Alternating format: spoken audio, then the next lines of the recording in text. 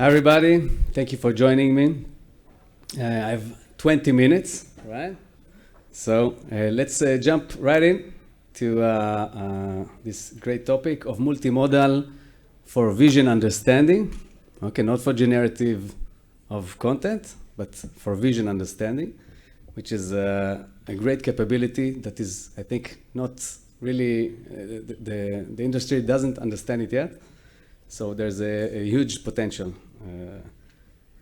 which I would like to highlight. So first of all, the basis is foundational models. Foundational models are models that are trained on a vast amount of data from the internet. It's self-supervised, meaning it takes a lot of data from the internet with text and image. It can be also other modalities, video, image, text, speech, and really enables generalizable understanding of content, and also very, very powerful in understanding new data from other domains.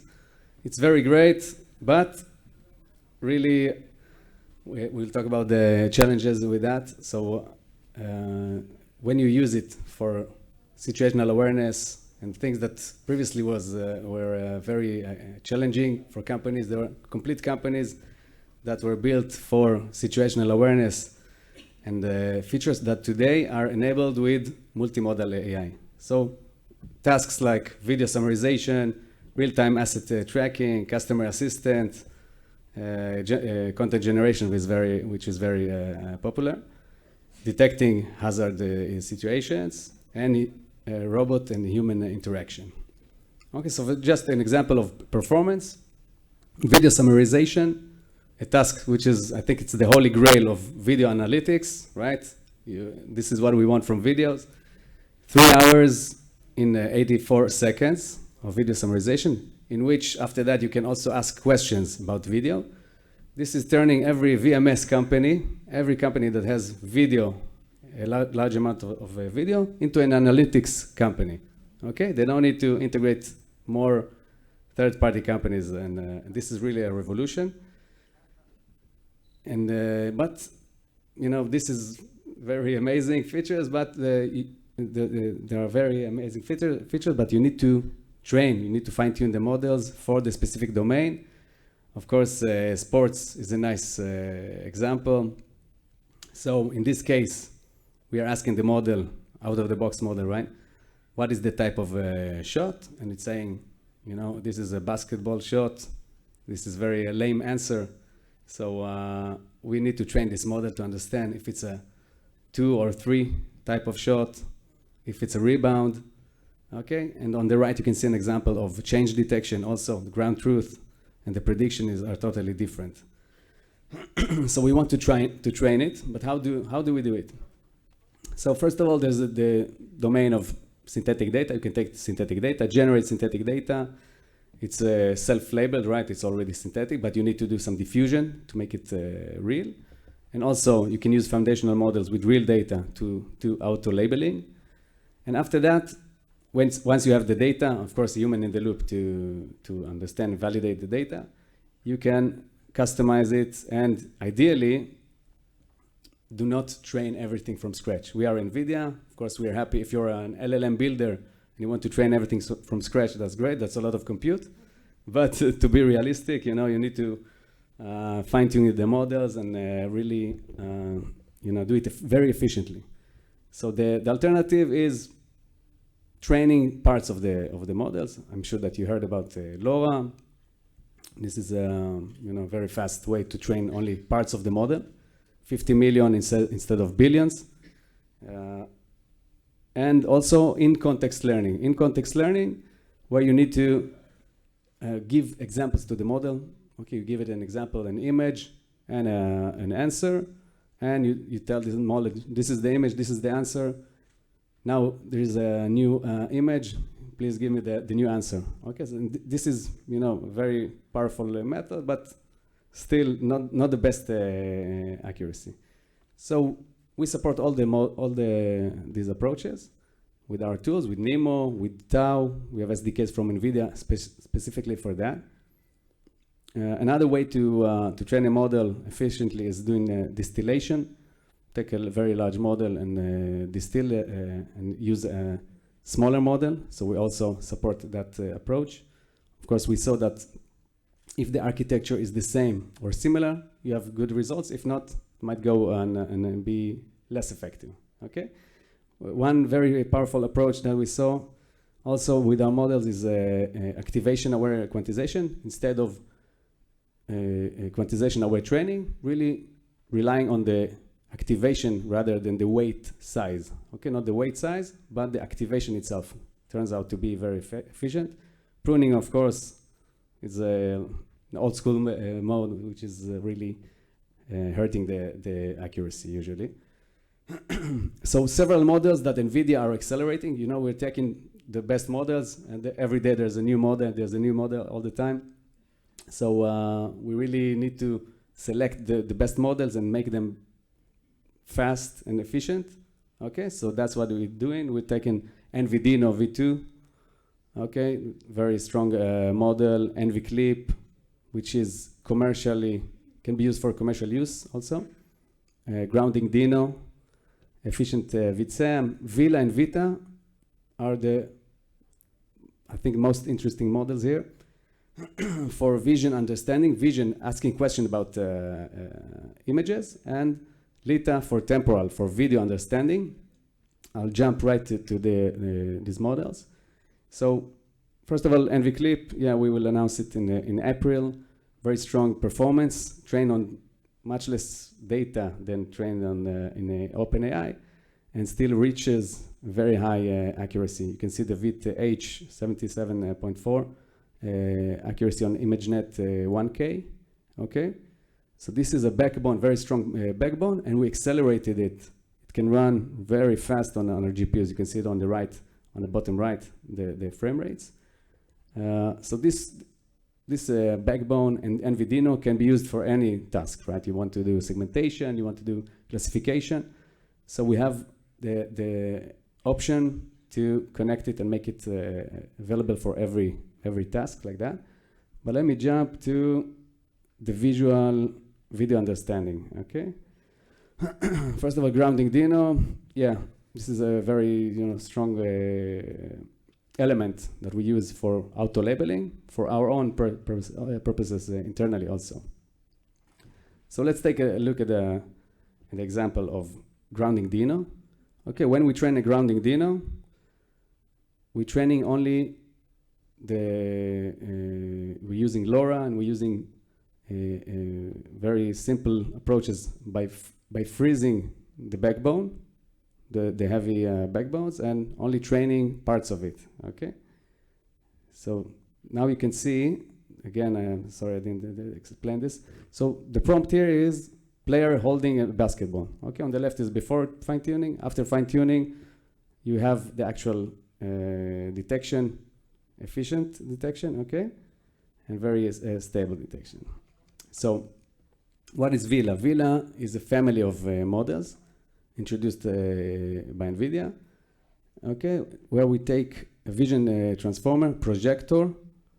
Projector takes the features that are produced by the vision transformer and generates tokens from that, together with a prompt on the right, fed into the LLM. You get a image understanding. You get a question that relates to the features, the visual features from the image.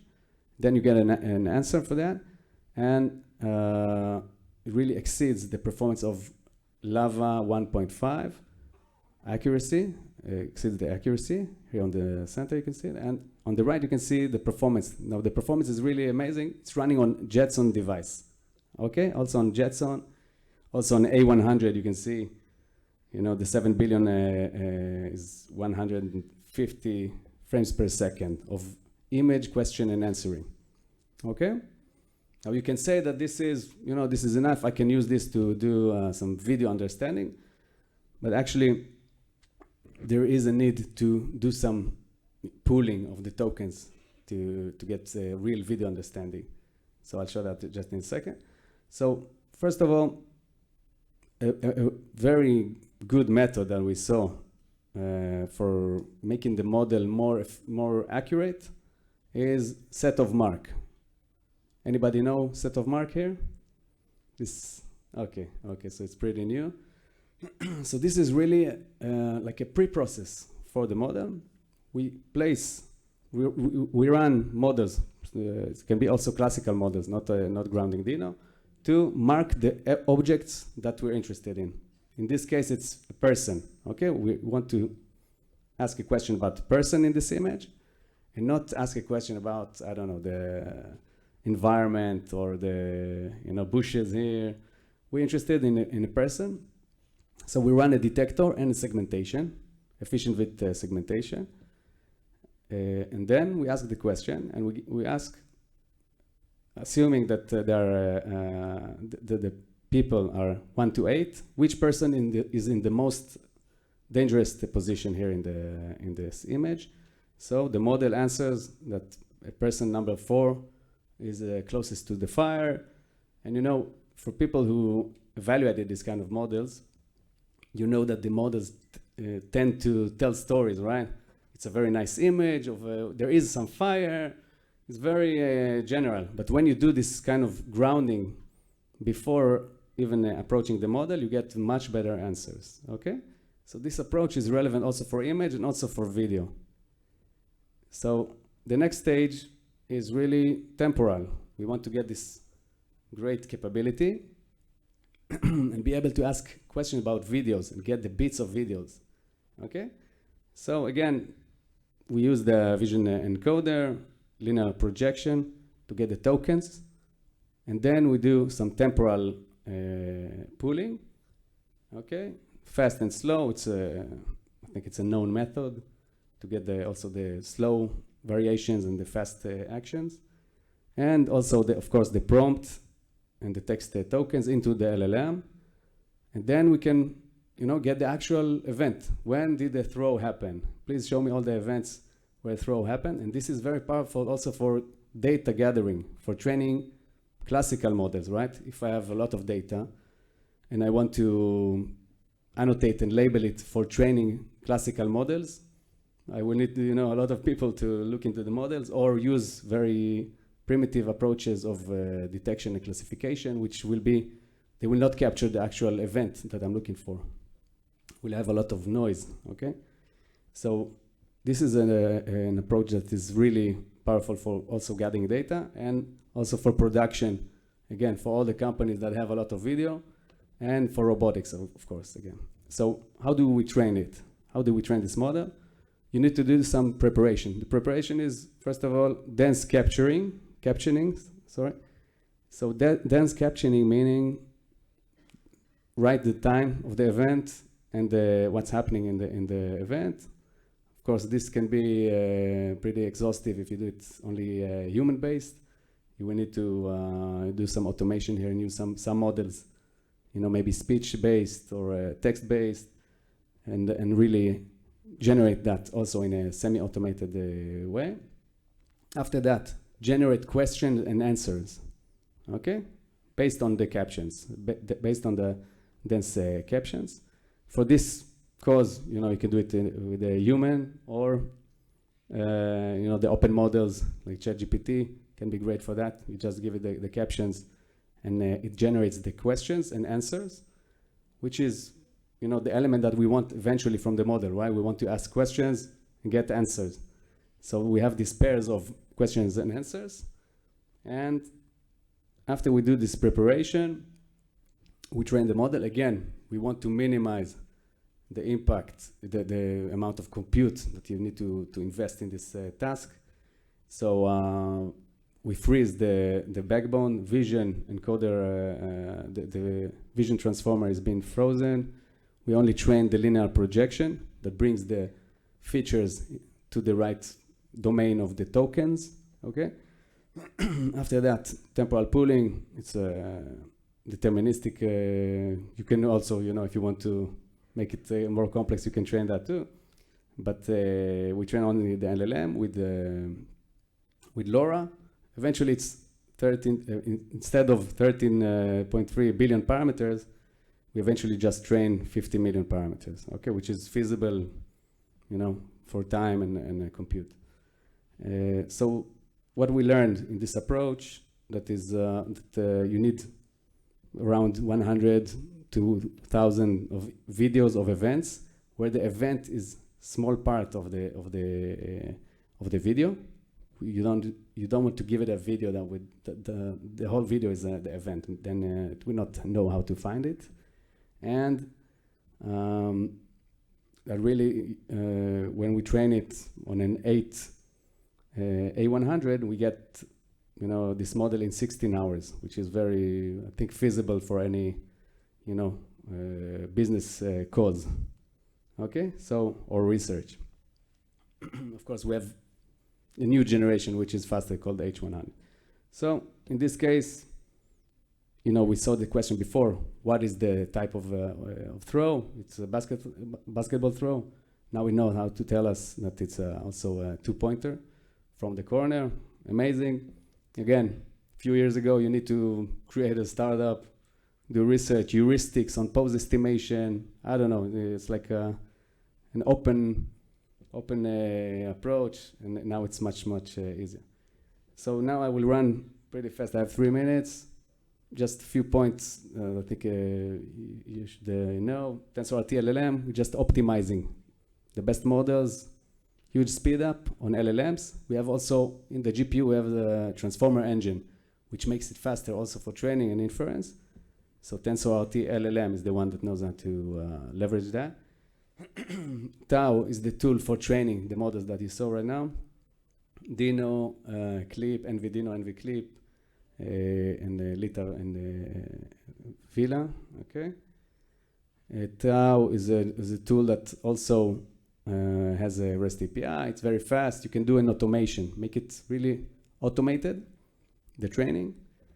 And really to summarize, this new technology, for me, it's like, it's a revolution, right? If you don't know how to leverage it, you're probably not doing, you're not really on the edge. So you need to really at least learn it, know how to use it, and use it efficiently. Another very, very important thing is the video pipeline. We have, who knows the DeepStream here? 1, 2, great. It's better than the, knowing and not working with it. Okay, so DeepStream is really speed up for video analytics. Video analytics, also audio. Zero copy, batching, inference at scale. And now we opened it, announced in GTC, opening it to libraries. And also we have a great trackers that you can use. Take it outside of DeepStream. You don't have to use GStreamer for that.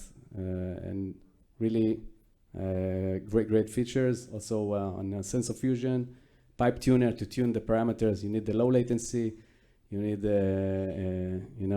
less jitter. It's all being automated, and you can think about LLMs getting into every part of parameter tuning. Okay, so really recommended. And we will have an event in 17th of June, focused on multimodal and vision language understanding. So really, if you have, I'm looking for researchers in this domain. I know it's very new, but if you are interested, feel free to contact me. We also have this week on Wednesday an LLM day in our office in NVIDIA. So you're invited. It's really focused on text and also generative. Bria will be there also, which presented here. And there are many great sessions in GTC. Okay, now it's recorded. You can watch them in offline. So really recommend. And last thing is the course. We have a Deep Learning Institute from NVIDIA. A lot of courses around Gen AI, vision understanding, everything, right? Synthetic data generation, LLM. So this is a list of courses for video understanding. Again, really recommended. Some of them are free. if you're from the academia, you get a great price, you know, so really recommended. So that's it from me. Thank you very much. We may have time for a quick question. So, from the user aspect, should we use the algorithm as a black box, or we have access to the code? Do you have a pre-trained model? So we tend to open everything, okay? For scale, we enable it also as an API. We have models as API, but you can also make it your own, okay? We call it NIM, NVIDIA Inference Microservices. And you can take any model from Hugging Face, run it locally. If you were talking about video understanding, again, the framework is flexible and you can switch elements. You can put a different model, and really, our approach is really to make it flexible. We don't want to, you know, make a black box. Okay? okay, thanks again. Thank you.